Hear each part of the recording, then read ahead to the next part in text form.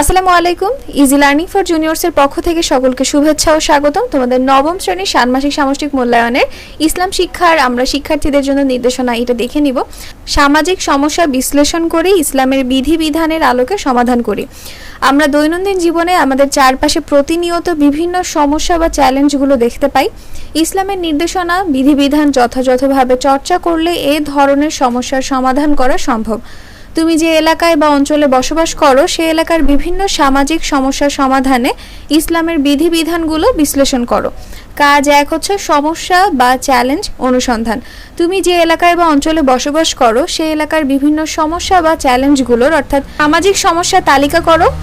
এরপর তোমার একজন সহপাঠীর কাছ থেকে জেনে নাও সে কি কি সমস্যা বা চ্যালেঞ্জ খুঁজে পেল। তো নমুনা ছকের মধ্যে একপাশে লিখবে তুমি যে সকল সামাজিক সমস্যা খুঁজে পেয়েছো তা এবং তোমার বন্ধু কি কি সামাজিক সমস্যা খুঁজে পেয়েছে তা।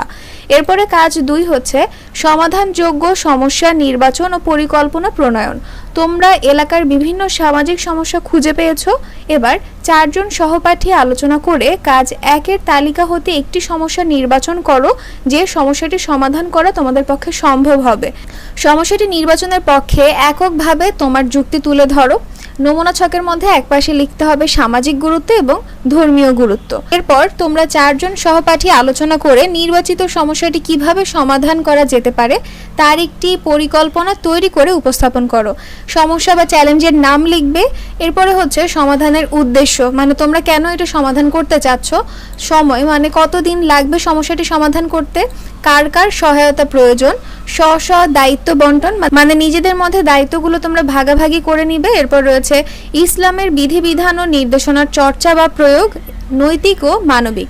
এরপরে কাজ 3-এ বলেছে তোমার বিদ্যালয় বা এলাকার একটি ইতিবাচক উদ্যোগ চিহ্নিত করো।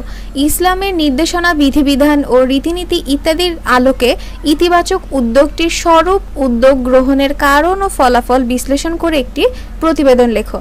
কাজ 4 বলেছে ইসলামের বিধিবিধান দৈনন্দিন জীবনে অনুশীলন করি। তুমি যে সামাজিক সমস্যা বিশ্লেষণ করেছো মানে তোমার এলাকার বিভিন্ন সামাজিক সমস্যা চিহ্নিত করে সমাধানযোগ্য সমস্যা নির্বাচন করেছো, সমাধানের পরিকল্পনা করেছো ইত্যাদি, মানে যে সমস্যাটা বাছাই করেছো ওই সমস্যাটার ইসলামী বিধিবিধানের আলোকে তা সমাধান করার জন্য তোমার দৈনন্দিন জীবনের কোন কোন ক্ষেত্রে পরিবর্তন প্রয়োজন তা চিহ্নিত করে কিভাবে অনুশীলন করবে তা উল্লেখ করো। তো তোমাদের নবম শ্রেণীর ইসলাম শিক্ষা এটাই হচ্ছে ষান্মাসিক সামষ্টিক মূল্যায়নের জন্য রয়েছে। আমি খুব শীঘ্রই প্রত্যেকটি কাজের উত্তর দেওয়ার চেষ্টা করব, তোমরা আমার সঙ্গেই থাকো।